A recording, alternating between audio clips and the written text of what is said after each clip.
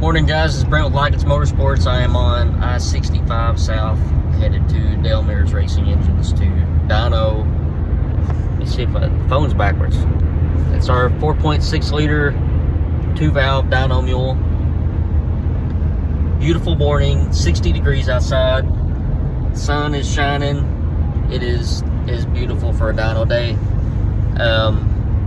Had a good buddy text me last night and he said good luck at the dyno tomorrow. And I'm like, this one doesn't belong to a customer. It's my engine. It's an old used engine. If it scatters, the only thing it's going to do is probably get me more YouTube channel views. So I am not worried about this at all.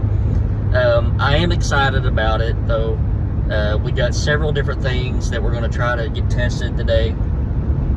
The first and foremost thing is the cam swap. So previously, and I'll try to link the videos to the older dyno session, this engine made 315 horsepower, and with a set of headers and with the Victor Jr. single plane intake and a Holley 650 mechanical secondary carburetor. Factory cams that are extremely mild. So the goal is to get this thing fired up on the dyno and to put it back exactly the way that we dynoed it the last time, with the only difference being the cams. So we'll use the same 1-inch super sucker carb spacer, the same carburetor. We'll try to get the temperatures at the exact same oil and water temp. And I can't remember if we ran an oil temp last time, but I'll check that out here when we get to the dyno. But we just need to see what difference the cams make. Once we get that number, I've got a Polymer Racing Products carb spacer that I would like to try, relative to the 1-inch super sucker. May throw a little bit bigger carburetor on the engine to try that. Instead of the 650, maybe a 750 or something like that. I do have another intake that's been ported, and I'll get it correct here in a second, by Joe Crane. And to be straight up, I don't expect it to make a big difference on this iteration of the engine, just because the heads just don't work very well in factory form. But it will be neat to do an A/B test on an intake manifold swap. Just as I always say, any good data, whether it's good data that supports something or bad data that shows you were wrong, any data is good data. So we're going to try the intake manifold. I've also got a set of Ford GT rocker followers that basically would just require the valve covers to be popped off. And thanks to one of my viewers, he sent me a tool that kind of hooks under the camshaft and compresses the valve spring and lets you take the followers in and out. So hopefully we'll get to do that. And then the last thing is a windage tray from Modular Mustang Racing. They claim 15-16 horsepower, if I remember correctly. This one will probably be the last test that I do, because it'll be the most involved. The engine sets on the dyno cart on its cradle, and I don't think I can drop the oil pan down with the engine sitting on the dyno. So we may have to pick the engine back up, drop the oil pan, put the windage tray on, get it all back on the dyno, and then try that. So it's 8:13 in the morning. I'll be down there in about probably 30-40 minutes, and we'll get unloaded and start making video.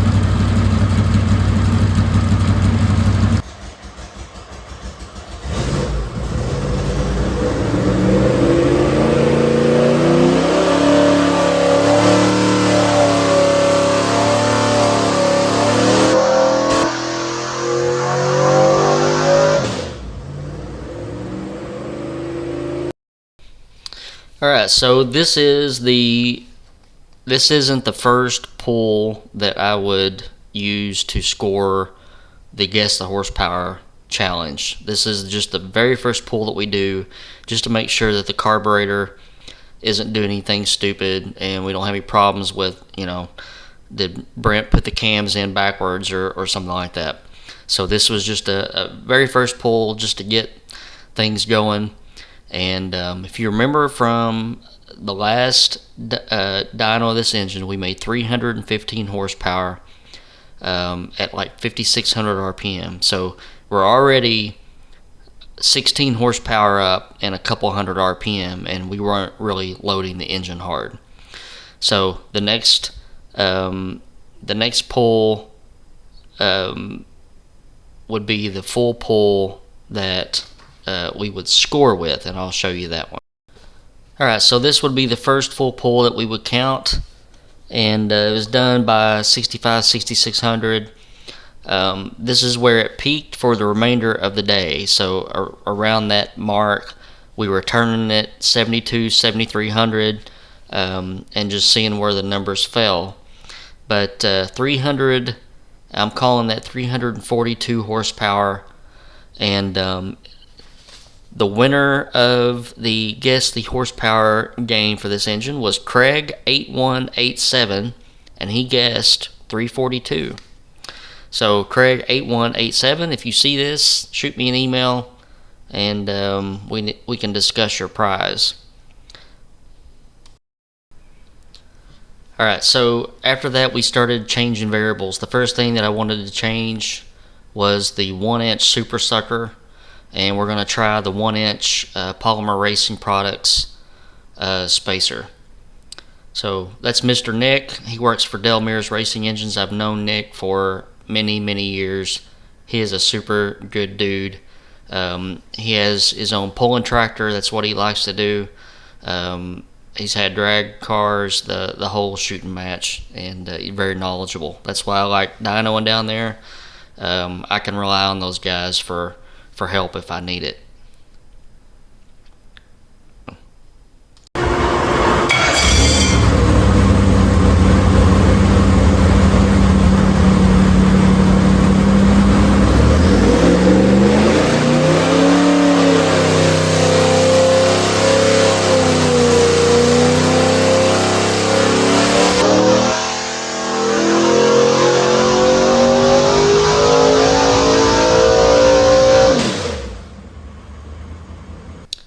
Alright, the Polymer Racing Product spacer with the 650 carburetor netted us a few more horsepower, changed the peak around a little bit, brought the peak down to about 6,000 RPM, but we're at 348 horsepower.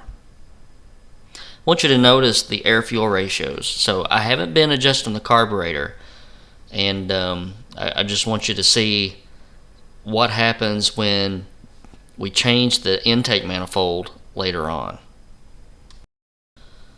Alright, so we're going to do a carburetor change. This is me.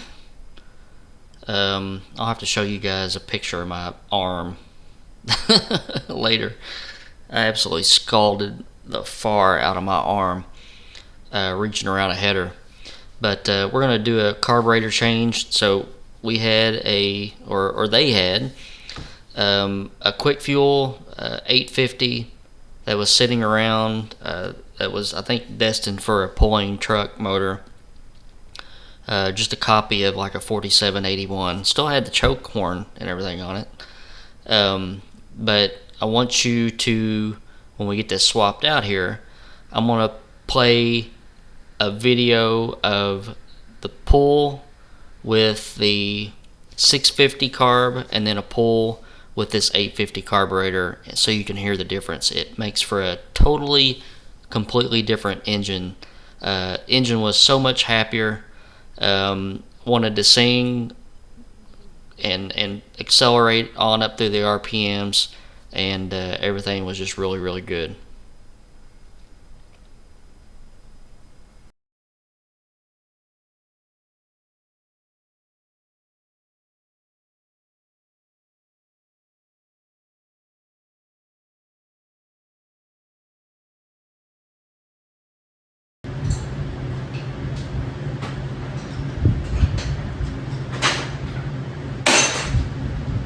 Yeah, set it up, make sure it don't run over. Alright.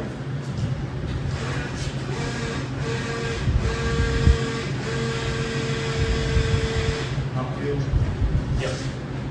Oh, I didn't check the pump fuel now.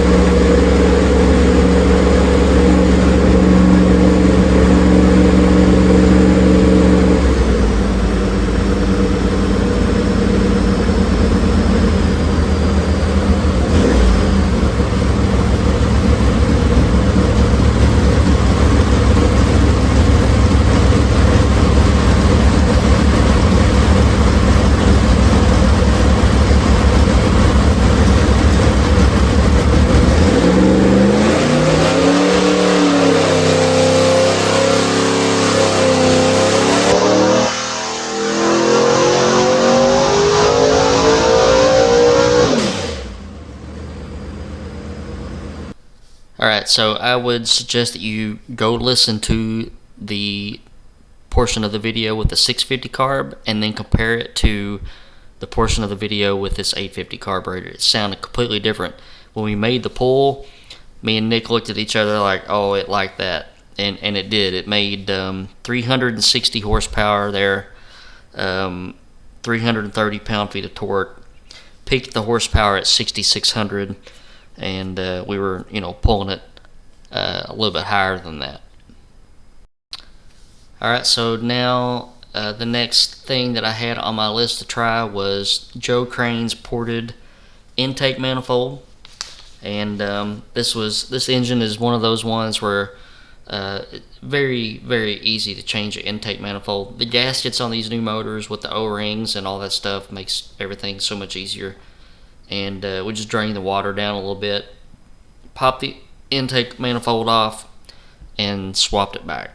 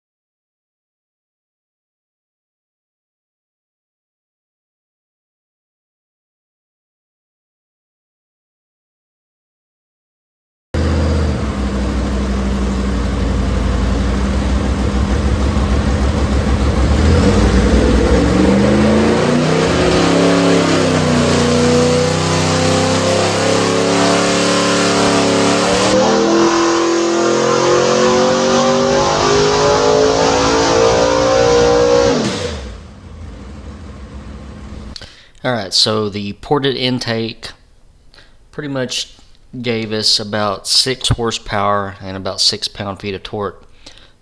So we're up to 367 horsepower now, 6,400 RPM. And it carried that peak all the way up to about 7,000 RPM. So it's a very flat curve up on the top. make a good bracket race motor. Torque went up, but look at the air fuel ratios. So before, in the previous previous run with the other intake manifold, air fuel ratios were just very unbalanced. Look at this one. Almost 13.5, 13.8, pretty much all across the board, and that's because of a nice balanced ported intake manifold.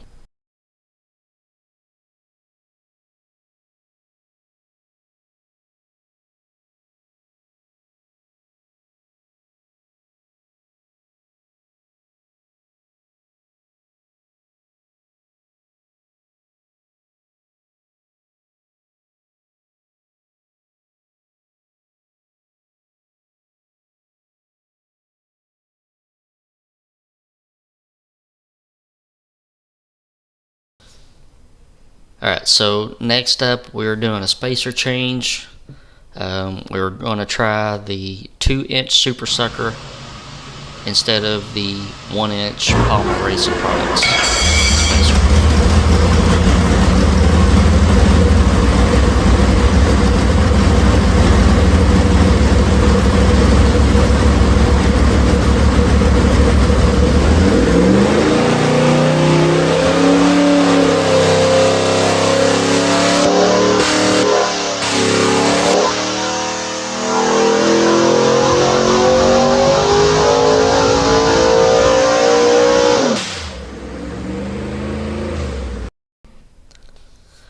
Alright, so this is the last iteration. 357 horsepower, 326 pound-feet of torque with the 2-inch Super Sucker. So we lost a little bit of power and torque. It really liked that 1-inch spacer the best. So we'll just leave this right here. I'll tell you I had big goals of changing a bunch of parts today, and we did get a bunch changed. But I went to change the rocker arm followers, and just decided that probably wasn't a good usage of the time, considering the distributor and everything would have to come out. Not that that's a big deal, but it's kind of a little bit of a process to do that, and then compress the valve springs, get the old followers out, put the new followers in, etc. So we also had aspirations of changing and putting the windage tray on. I dropped the oil pan, and while the headers were still hot, I burned a nice big spot into my arm, and skin rolled off of it, so that was nice. But the windage tray wouldn't fit with the stock pickup. So the stock pickup has almost like a crank scraper part built into it. We cut that off, and the pickup still hit the windage tray so bad that it wouldn't even bolt up. So it would have taken effort to pull the engine off the dyno, put it on an engine stand, flip it upside down, and really see what we're looking at. And I was just kind of done by that time. So the cam change was really what I came to see, and we pretty much gained. Let's see, what did we gain? We went from like 315 to 367 with cam change and a carburetor change. So I feel good about it, and it's home. It's on the engine stand. I am going to start tearing it down, and I'll probably do a video on that later on, just so you guys can see what shape the bearings and everything were in. If anybody is interested in some of the parts that are off of that engine, email me, text me, call me. I have the unported Edelbrock Victor Jr. intake to sell. I have the custom bullet cams that I had ground for sale, so I won't use those in the next iteration. So if you guys are interested in any of that, let me know. And thank you for hanging around this long. It's been a while. It's been a long time coming, and I was ready to get it done today. So if you want to see the iterations coming up, then hit that subscribe button. You don't want to miss out on anything. Hit that like button. That helps me out. Don't forget my Patreon account if you want to help fund some of this testing and the different camshafts and everything. So let me talk about the cams for a little bit.